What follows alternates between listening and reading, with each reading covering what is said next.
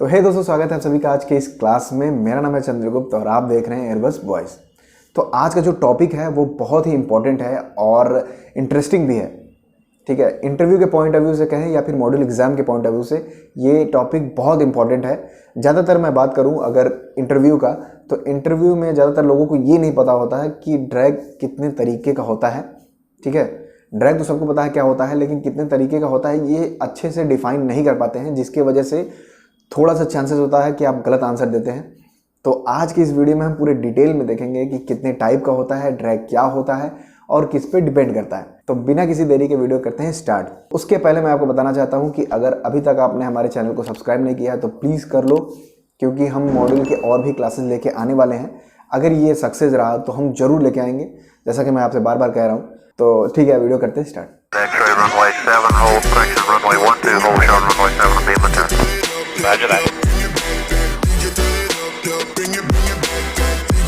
दोस्तों, सबसे पहले बात करते हैं हम ड्रैग क्या होता है। ठीक है, तो ड्रैग को डिफाइन करने के लिए हमारे पास दो डिफिनीशन है।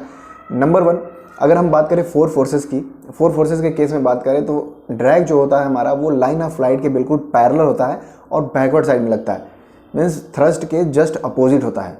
ठीक है, तो एक डिफिनीशन ये हो गया।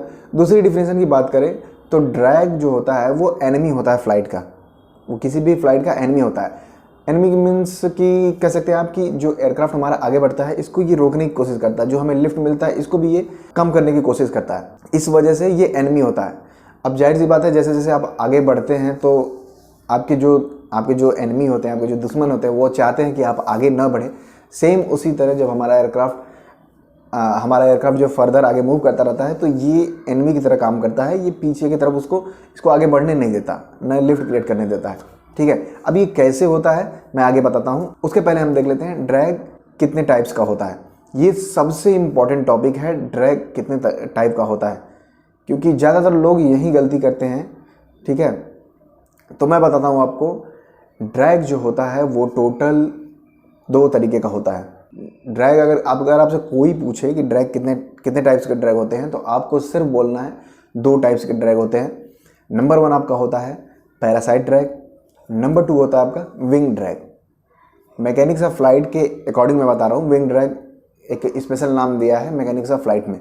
और भी आप कई सारे बुक में देखेंगे तो आपको ज़्यादा कन्फ्यूजन होगा, क्योंकि उनमें अलग अलग बात किया है, कहीं कुछ और दिया है, कहीं कुछ और दिया है। तो मैं बिल्कुल आपको एक समरी करके बता रहा हूँ इस वीडियो में, कि बिल्कुल आपको आसानी हो। आप डायरेक्ट अगर आपसे कोई पूछे तो आप उसको अच्छे से क्या बोलते हैं, पॉइंट टू पॉइंट आप बता पाओ। क्योंकि मैंने आपको बताया था पिछले वीडियो में, इंटरव्यू वाले वीडियो में मैंने आपको बताया था कि जो आपको आंसर देना है इंटरव्यू में वो पॉइंट टू पॉइंट देना है। ठीक है, तो आपसे जब भी कोई पूछे कि ड्रैग क्या होता है तो आपको सिर्फ बोलना है ड्रैग जो होता है वो दो तरह का होता है। नंबर वन पैरासाइट ड्रैग, दूसरा विंग ड्रैग। तो सबसे पहले हम देखते हैं पैरासाइट ड्रैग क्या होता है। तो अगर मैं बात करूं पैरासाइट ड्रैग की, तो पैरासाइट वर्ड से ही पता चल रहा है कि ये किसी और चीज़ पे डिपेंड है, ये खुद से नहीं है, ये खुद से डेवलप नहीं हो रहा है, ये किसी और पे डिपेंड है। अगर उनको हटा दिया जाए तो ये ड्रैग हट जाएगा। ठीक है, तो पैरासाइट ड्रैग जो होता है वो फर्दर आगे भी पार्ट में डिवाइड है। नंबर वन पे आपका आता है फॉर्म ड्रैग। अब इसको फॉर्म ड्रैग भी बोलते हैं, इसको प्रोफाइल ड्रैग भी बोलते हैं, इसको प्रेशर ड्रैग भी बोलते हैं। ठीक है, आपको कई सारे बुक में कुछ ऐसे लिखा आएगा, आपको कंफ्यूज नहीं होना है। फॉर्म ड्रैग को ही प्रोफाइल ड्रैग बोलते हैं और प्रेशर ड्रैग बोलते हैं। ठीक है, दूसरा हमारा आता है स्किन फ्रिक्शन ड्रैग। ठीक है, और तीसरा हमारा आता है इंटरफियरेंस ड्रैग। ये पैरासाइट ड्रैग में ये तीन तरह के ड्रैग आते हैं। अब आप किसी दूसरे बुक में देखेंगे तो उसमें ऐसे लिखा होगा कि ड्रैग जो होता है how many types of drag, तो उसमें ये बताता है आपको कि स्किन फ्रिक्शन ड्रैग अलग होता है, फॉर्म ड्रैग अलग होता है, हाँ, उसके बाद इंड्यूस ड्रैग अलग होता है, प्रोफाइल ड्रैग अलग होता है। ऐसे करके कई सारे बता देगा, मतलब कि लगभग 4-5 टाइप्स के ड्रैग आपको बता देगा। तो आपको ये कन्फ्यूज़ नहीं होना है, सिर्फ आप देखो कि दो तरह का ड्रैग होता है जिसको बोलते हैं पैरासाइट, एक जो दूसरे के ऊपर डिपेंड है और दूसरा जो विंग ड्रैग है वो खुद से जनरेट होता है। ठीक है, वो मैं बताऊंगा। इंड्यूस ड्रैग थोड़ा सा लंबा टॉपिक है, मैं उसको अच्छे से समझाऊंगा। ठीक, तो आपको ये बताना है, फिर आपको बोलना है कि फर्दर जो हमारा पैरासाइट ड्रैग है वो तीन पार्ट में डिवाइड है। ठीक है, तो सबसे पहले जो हमारा ड्रैग है वो है फॉर्म ड्रैग या फिर प्रोफाइल ड्रैग। तो फॉर्म ड्रैग, फॉर्म मतलब आपको समझ में आ रहा है, प्रोफाइल मतलब समझ में आ रहा है, दोनों का मतलब है कि शेप पे डिपेंड करता है। एरोफाइल किस शेप का होता है उसके ऊपर ये ड्रैग जो होता है वो डिपेंड करता है। आप सपोज करो कि आप एरोफॉइल जो है स्ट्रीमलाइन है तो उसमें ड्रैग कम होगा।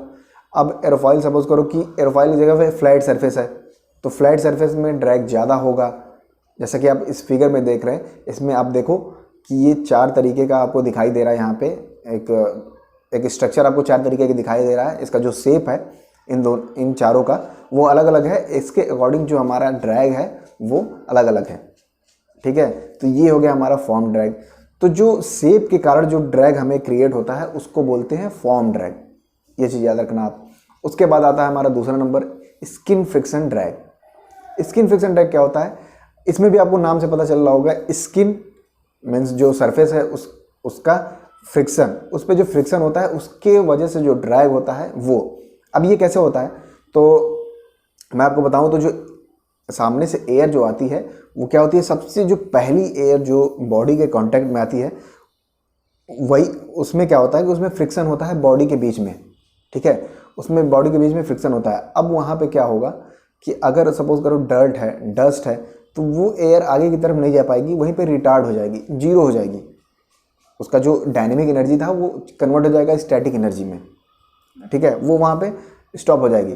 तो उसके वजह से क्या होगा कि फर्दर उसके ऊपर भी एक टर्बुलेंट क्रिएट होने लगेगा। उसके वजह से क्या करेगा कि ऊपर की जो लेयर है उनको भी टर्बुलेंट कर देगा, तो हमारा ड्रैग क्या होगा, बढ़ने लगेगा। तो स्किन फ्रिक्शन को कुछ हद तक हम कम कर सकते हैं रेगुलर वॉशिंग करके, या डस्ट जितने भी हैं उनको हटा के हम कुछ हद तक कम कर सकते हैं, लेकिन बिल्कुल नेग्लिजिबल नहीं कर सकते किसी भी हालत में। ठीक है, उसके बाद हमारा लास्ट में आता है इंटरफियरेंस ड्रैग। तो इंटरफियरेंस ड्रैग की अगर बात मैं करूं तो इस तरह के ड्रैग जो हैं वो क्रिएट होते हैं जहां पे दो सरफेस आपस में जुड़े होते हैं। मैं एग्जांपल के लिए आपको एयरक्राफ्ट दिखाता हूं। तो दोस्तों देखते हैं इंटरफियरेंस ड्रैग क्या होता है। तो जैसा कि मैंने आपको बताया कि इंटरफियरेंस ड्रैग वहाँ लगता है जहाँ पे दो पार्ट आपस में जुड़ा हो। तो जैसे आप देख सकते हो कि ये एयरक्राफ्ट का विंग है, ठीक, और ये एयरक्राफ्ट का फ्यूजलाज है। ये दोनों जहाँ पे आपस में इंटरकनेक्ट हुए हैं, ठीक है, यहीं पे इंटरफियरेंस ड्रैग लगता है। एक यहाँ पे इंटरफियरेंस ड्रैग लगेगा, एक यहाँ पे लगेगा, एक यहाँ पे लगेगा, यहाँ पे भी लगेगा। जहाँ जहाँ भी स्ट्रक्चर जो है आपस में जुड़े हैं वहाँ पे जो लगता है इंटरफियरेंस ड्रैग लगता है। ठीक है, तो यही मैं आपको बता रहा था। अब इंटरफियरेंस ड्रैग को कम करने के लिए क्या करते हैं कि हम एक फेयरिंग लगा देते हैं, इसके ऊपर एक लेयर लगा देते हैं। आप सपोज करो कि ये विंग है हमारा, ये फ्यूजलाज हो गया और ये विंग है। तो ये जो विंग हमारा यहाँ पे जुड़ा होगा उसमें कई सारे नट बोल्ट यहाँ पे ऐसे लगे होंगे, रिबिट होंगे, नट बोल्ट लगे होंगे। ठीक है, अब जब सामने से एयर आएगी तो कितना ज़्यादा टर्बुलेंस यहाँ पे होगा। तो हम करते क्या है कि एक फेयरिंग लगा देते हैं, मतलब एक पूरा सरफेस लगा देंगे जो इसको कवर कर देगा। ठीक है, जो इसको पूरा कवर कर देगा। तो अब जितना यहाँ पे ड्रैग लग रहा था अब वो कम होके क्या होगा कि बस ये फेयरिंग लगाने की वजह से क्या होगा कि वहाँ पे ड्रैग लगेगा। जैसे देखो यहाँ पे एक फेयरिंग लग गई पूरी, ये अंदर जो है ये विंग अंदर तक गया होगा, नट बोल्ट से इसको टाइट किया गया होगा, कसा गया होगा। ठीक है, उसके ऊपर हम क्या किया, एक लेयर लगा दी जिसकी वजह से एयर अंदर की तरफ ना जाए, हर एक रिबिट के पास, हर एक नट बोल्ट के पास जाके वर्टिसेस ना बनाए। इस वजह से हम क्या करते हैं, एक लेयर लगा देते हैं। तो इसको हम इस तरीके से मिनिमाइज़ कर सकते हैं। तो दोस्तों आपने देखा कि जो हमारा इंटरफियरेंस ड्रैग होता है इसको हम मिनिमाइज़ कर सकते हैं बाय यूजिंग फेयरिंग और फिलेट। ठीक है, तो ये हमारा हो गया पैरासाइट ड्रैग। तो पैरासाइट ड्रैग इतने तरीके के होते हैं। ठीक है, अब बात करते हैं हम अपने सबसे इम्पॉर्टेंट ड्रैग के बारे में, जो कि है इंड्यूस ड्रैग, या फिर इसको बोलते हैं विंग ड्रैग। ठीक है, तो अब इंड्यूस ड्रैग को मैंने क्यों बोला था कि ये पैरासाइट की तरह नहीं होता, ये डिपेंड नहीं करता। तो इंड्यूस ड्रैग वो ड्रैग होता है जो लिफ्ट बनने की वजह से एक पेनल्टी लगती है। एक आपको जैसे कहते हैं ना कि आपने एक गलती की उसकी वजह से आपको फ़ाइन देना पड़ा, सेम वही है। अगर आपको लिफ्ट जनरेट करना है तो उसके लिए आपको थोड़ा बहुत ड्रैग देना पड़ेगा। ठीक, इसी को बोलते हैं इंड्यूस ड्रैग। ये डिपेंड नहीं है किसी के ऊपर, इसका सिर्फ यही कहना है कि अगर तुमने लिफ्ट जनरेट किया तो मुझे भाई थोड़ा सा अपना हिस्सा दो, मैं थोड़ा सा मुझे भी क्रेडिट दे सकते हो। जैसे इसके कहने का मतलब है कि अगर तुमने लिफ्ट जनरेट किया तो मुझे थोड़ा सा क्रेडिट दे दो ड्रैग का। ठीक, बस यही है। अभी आपने देखा कि पैरासाइट में क्या था, डिपेंड था, लेकिन इसमें क्या है कि लिफ्ट अगर आपका जितना ज़्यादा लिफ्ट जनरेट करोगे उतना हमको देना पड़ेगा। जैसे एक एग्जांपल बताऊं मैं आपको, तो जैसे गवर्नमेंट हमारी होती है, गवर्नमेंट बोलती है कि हमें बस इतना टैक्स दे दो, जैसे जीएसटी नहीं होता कि किसी भी चीज़ पे लगा हुआ है, तो जितना ज़्यादा आप खरीदोगे उतना ज़्यादा लगेगा। आप 100 आइटम्स खरीदो अलग अलग शॉप से, तो आपको अलग अलग लगेगा जीएसटी उस पर। वैसे इसमें भी होता है, जितना ज़्यादा आप लिफ्ट क्रिएट करोगे उतना हमको देना पड़ेगा, ठीक है। तो ये आप याद रखना। तो यहाँ पे क्वेश्चन आता है कि आखिर इंड्यूस ड्रैग लिफ्ट बढ़ने पे ही क्यों लगता है? ऐसा क्या हो जाता है जिसकी वजह से हमारा इंड्यूस ड्रैग लगने लगता है लिफ्ट बढ़ने के साथ साथ, ठीक है। तो मैं आपको आगे बताता हूँ। तो जैसा कि मैंने आपको पहले ही बताया कि इंड्यूस ड्रैग जो होता है वो डिपेंड करता है, वो एक पेनल्टी देना पड़ता है, जैसे अगर लिफ्ट क्रिएट हो रहा है तो अब ये जनरेट कैसे होता है वो मैं आपको बताता हूँ, ठीक है। यही सबसे इम्पोर्टेंट पॉइंट है इसका। अब जब आप एयरक्राफ्ट में ये देखते हो, जब आप एयरक्राफ्ट में देखोगे तो मैंने आपको क्या बताया था कि ऊपर क्या होता है, लो प्रेशर होता है, नीचे क्या होता है, हाई प्रेशर होता है। तो अब क्या होता है, इसी की वजह से हमें एक फोर्स लगता है जो इसको ऊपर की तरफ ले जाता है, जिसको लिफ्ट बोलते हैं, ठीक है। अब उस लिफ्ट की वजह से मैंने आपको बताया था ना कि इंड्यूस ड्रैग जो होता है वो लिफ्ट की वजह से होता है। अगर लिफ्ट जनरेट नहीं होता तो इंड्यूस ड्रैग भी नहीं लगता। तो अब उस वजह से होता क्या है कि जब ऊपर आपने कर दिया लो प्रेशर,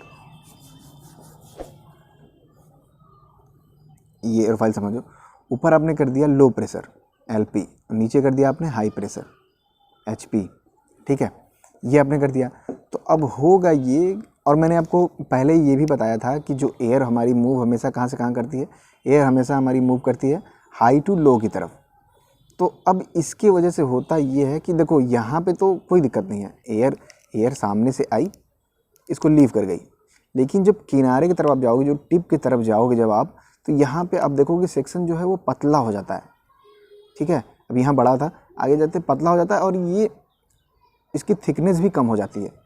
एक तो ये कम हो गया, उसके बाद थिकनेस भी। तो यहीं से क्या होती है कि एयर ऊपर की तरफ भागने लगती है। अगर यही माहौल रहे, जैसे ये देखो आप, ये सामने से एयर आई, ये सपोज करो ये रूट एरिया है, ये फ्यूजलाज में आपका लगा हुआ है, ठीक है, ये टिप का एरिया है। तो अब देखो होगा ये कि सामने से जो एयर, यहाँ से जो एयर आएगी वो तो सब कुछ सेम है उसका, वो क्या करेगी कि ऊपर लो प्रेशर है और नीचे हाई है, तो वो अपना आराम से लीव करके इसको निकल जाएगी। लेकिन यहाँ पे क्या होता है, ये किनारे पे ऊपर हो गया हाई प्रेशर, ऊपर हो गया लो प्रेशर, नीचे हो गया हाई प्रेशर, ठीक है।